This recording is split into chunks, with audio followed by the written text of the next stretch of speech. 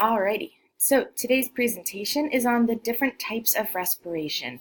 Here you see we have our objectives. These objectives match what is on the YGK sheet for this unit.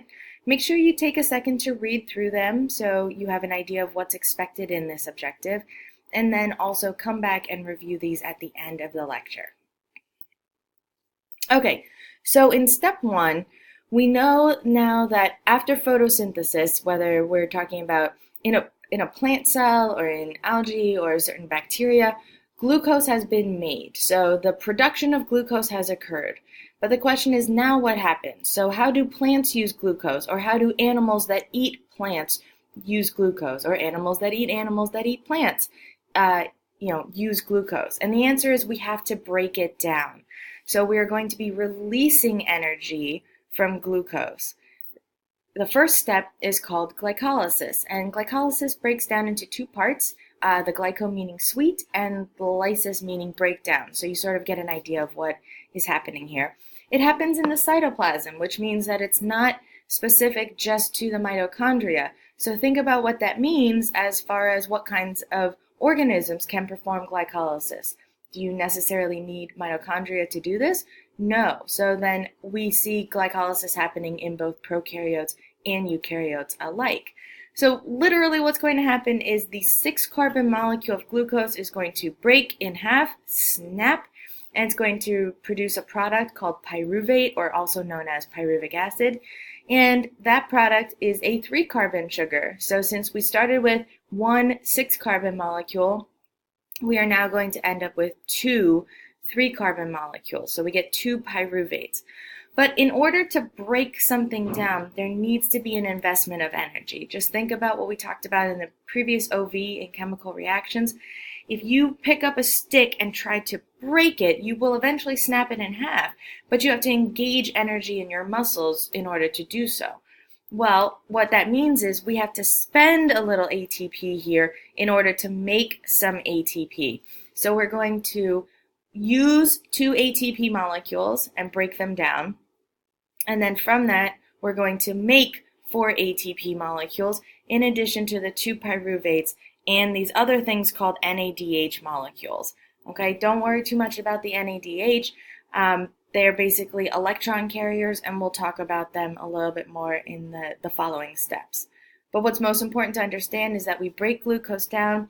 There's a small investment of energy to do so, but there's also a payoff. So overall, we spend 2, we make 4, therefore we have a net of 2 ATP. And those ATP molecules are going to be that energy currency for the cell that can power all sorts of functions. So what's the role of pyruvate? We'll get to that in the next step. If oxygen is available at this point, then we're going to enter the aerobic pathway. And what that means is we're going to be able to completely break down those pyruvates. So we're going to be able to start from the beginning with the glucose molecule, we break it into the 2-pyruvate, and then through the aerobic pathway, we're going to completely break it down to get our highest yield of ATP molecules. So the aerobic pathway requires oxygen, and I'll show you that in a little bit for the why. Because of this, pyruvate needs to enter the mitochondria, and when it does so, it follows this pathway. So let's take a look down here. When we see the 2 ATP that have been made as a net product in glycolysis, we get our pyruvate molecules, and then they go the aerobic pathway into the mitochondria. And so what's going to happen is we're going to have 2 processes occur in here. First one is called the Krebs cycle, and that's going to make 2 ATP. And the second one is the ETC, or the electron transport chain, and that is going to yield 32 ATP. So when you add things together in the mitochondria, we've got 32 plus 2, so there's your 34, plus the 2 net out here, that gives you this final number. 36 total ATP will be produced from the full breakdown of one glucose molecule. This is the aerobic pathway. This is the way that we produce ATP in our cells most of the time. Okay, here's a nice little diagram, again, just to reiterate what we just talked about.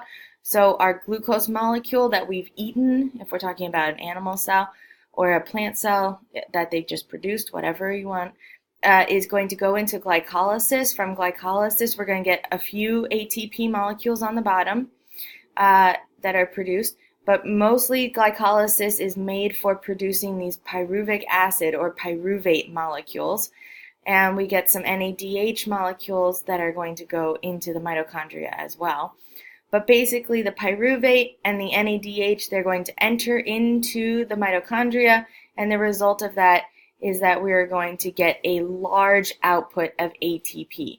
Notice that it's the electron transport chain where we're making 32 of the 36 ATP. So that's really sort of our big money maker in a sense. And that is where the oxygen is required. It's one of those crazy MCAT questions. If you ever want to get into medical school someday, one of the MCAT questions will be, what is the final electron acceptor in the electron transport chain? And the answer is oxygen. So we talk about, why do we breathe? We breathe to go through aerobic respiration. Now we can refine our explanation of that. So here we have the oxygen molecule specifically goes into this part of respiration. It's called the electron transport chain, and it is necessary in order to make the bulk of the ATP that comes from this pathway. Those NADH molecules, again, we're not going into specifics. All you need to know is that they also contribute in the electron transport chain and aid in the making of that 32 ATP, which makes up the majority of the 36 ATP total. Unfortunately, oxygen's not always available, and some organisms just live in deoxygenated environments, so they're forced to use anaerobic pathways, or they have the option to use anaerobic pathways like us if oxygen is not available. So the prefix ana, meaning without aerobic oxygen, so this pathway means we do not have oxygen available. So what can still happen at this point? Well, let's think about this. When we broke down glucose into pyruvate, did we need oxygen at that point? No, we didn't. So that is still going to be able to happen. But once we moved into the mitochondria, that's where we needed the oxygen. So in an anaerobic pathway, there is no mitochondria, right? Put a big X mark over top of this part. And instead, we're going to go in this pathway's direction, and we're going to go through something called fermentation. So we stay in the cytoplasm for this part. So why fermentation? What are we doing? Well, if you notice here, glucose breaking down into 2-pyruvic acid, yielding our 2 net ATP and some of the NADH, that's nothing new. That's just glycolysis. So the first half of fermentation still uses glycolysis, but it's what happens next. If pyruvate's not going into the mitochondria, then what we need to do is we need to convert pyruvate into something that allows us to restart glycolysis again. So in glycolysis, remember we made those NADH molecules? They're not going to the electron transport chain in the mitochondria because we have no oxygen. So now they're just accumulating and there's nothing for them to do. Instead, if we broke them down, if we recycled them, then that would give the starting material to start glycolysis again. So the whole purpose of fermentation is just a second step that happens that allows us to get back into glycolysis over and over again. So when you look at the fermentation set of reactions, on an anaerobic pathway, we can only make 2 ATP for a whole molecule of glucose, and all of that 2 ATP comes from glycolysis. Nothing in the second half of this reaction is producing ATP. So why? Well, it's at least efficient, right? If we have thousands of glucose molecules and we can't break them down to make 36 ATP from all of them completely, at least if we get 2 ATP from each, but we do it very quickly, that's going to be something that works out. And so a lot of microorganisms, they're small enough, their energy needs are little enough. This is enough to sustain them. Okay, so what are the different types of fermentation? Alcoholic fermentation is going to occur in yeast and some other microorganisms. The example we want to think about is baking bread. So when you mix the yeast in with all of those other materials, you're giving the yeast access to sugars that it is able to break down. As it goes through fermentation, it doesn't have oxygen available, but it releases two byproducts, the carbon dioxide and the ethanol. So what happens to those? In our bread, that's the release of the carbon dioxide is what causes the bread to rise, whereas the ethanol production, we don't taste any alcohol in our bread, and that's because when we bake our bread, it is then going to evaporate. So this is one way that we convert the NADH back into NAD+, so that glycolysis can start over again, but we get two unique products, carbon dioxide and ethanol. Bacteria and animal cells, particularly us, we use lactic acid fermentation. So normally we go through aerobic respiration, but sometimes when we have a rapid exercise demand, the body cannot get enough oxygen. So it's kind of nice to have a plan B when aerobic respiration takes too long. The problem is that the lactic acid is a byproduct of this, and lactic acid makes our muscle tissue more acidic, and this causes pain or cramping in our muscles. So think about when you've gotten a side sticker from running, okay? Again, same fermentation pathway, anaerobically, just like the alcoholic fermentation, but a different end product. And lactic acid fermentation, remember, occurs in animal cells, not alcoholic fermentation.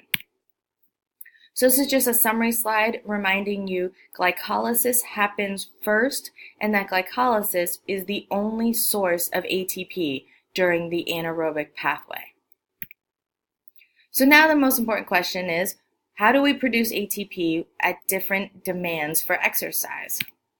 In a quick burst, just a few seconds of activity, most of our ATP is going to come from stored ATP. There's a very small amount of it left over in our liver and our muscles, and that is going to run out very quickly. Remember that breaking down ATP, we're going to remove that third phosphate, and when we do so, energy is going to be released when that bond is broken, and as a result of that, we can use that energy to do work, such as contract a muscle fiber. But if we want to keep going, then we're going to need to start producing ATP. And so usually after 90 seconds to 2 minutes, we can no longer sustain lactic acid fermentation. So the lactate is going to cause that pain that we talked about in our muscle. This forces the recovery period. So think about when you get a side sticker, it hurts so bad that you stop running. And what do? You breathe. So the only way to get rid of that lactic acid production is to repay the oxygen debt. So something that requires about 90 seconds of activity, like a single play in football or like doing a weightlifting competition, they mostly rely on lactic acid fermentation. If you want to keep going, then you're going to have to move into aerobic cellular respiration. It is the only way to sustain your energy needs and to produce the amount of ATP that will keep you going for that extended exercise. Therefore, it requires oxygen. So if you are training to run in the New York City Marathon, your training is going to focus on breathing to make sure that you are efficiently getting oxygen into your body as much as possible. What's the trade-off when you look between aerobic and anaerobic pathways?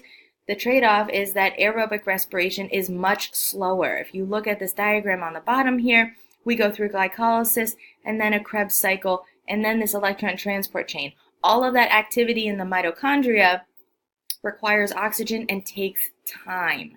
So if you don't have the time, then you're not going to be able to go through cell respiration.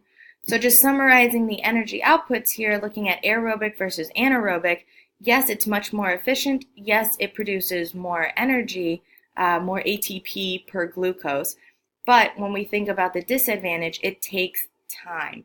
Whereas the anaerobic pathway, very inefficient, only 2% of the energy from the glucose molecule is going to actually become ATP, but you can rely on it for a quick output. So maybe sort of think of like a constant dripping faucet versus turning on the faucet every 5 minutes, but full tilt, okay? So at least with an anaerobic pathway, you're getting little bits of ATP to sustain your short bursts of energy needs. And that's the end of this video.